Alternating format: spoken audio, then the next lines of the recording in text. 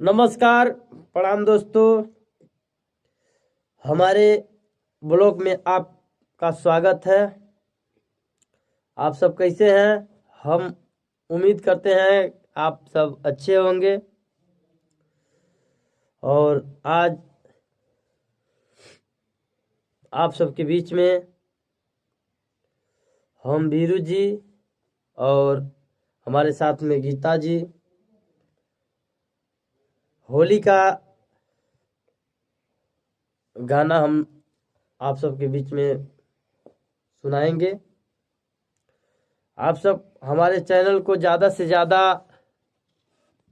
Subscribe कीजिए, लाइक कीजिए, comment कीजिए और ऐसा ही प्यार आशीर्वाद बनाए रखिए।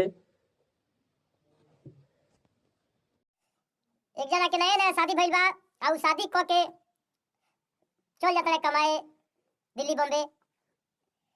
तो उनकर मेहरारू घर से फोन करता कि हे जी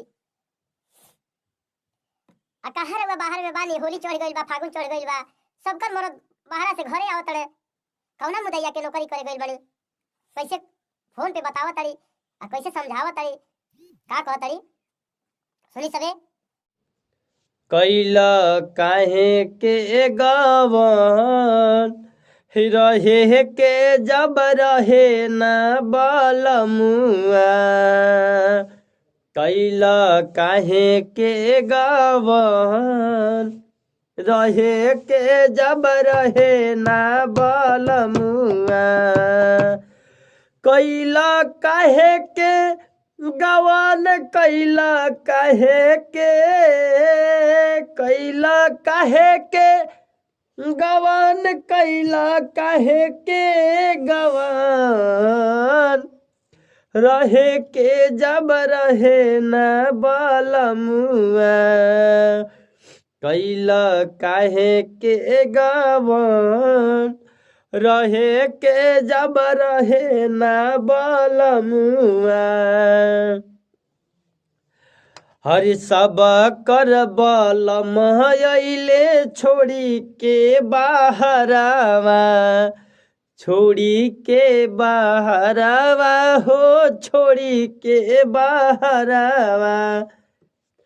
होलिया में कहाँ जाला छोड़ी अपन घरवा, छोड़ी अपन घरवा हो, छोड़ी अपन घरवा। हरे लगे ना अकेले यही जामन हो, आहे लगी ना अकेले यही जामन रहे के जब रहे न बलमुआ, कैला काहे के गवन रहे के जब रहे न बलमुआ, कैला काहे के गवन रहे के जब रहे न बलमुआ। घर में धाई के ऐसान धान हो, घर में धाई के ऐसान धान रहे के जब रहे न बलमुआ, कैला काहे के गवन रहे के जब रहे न बलमुआ, कैला काहे के गवन रहे के जब रहे न बलमुआ।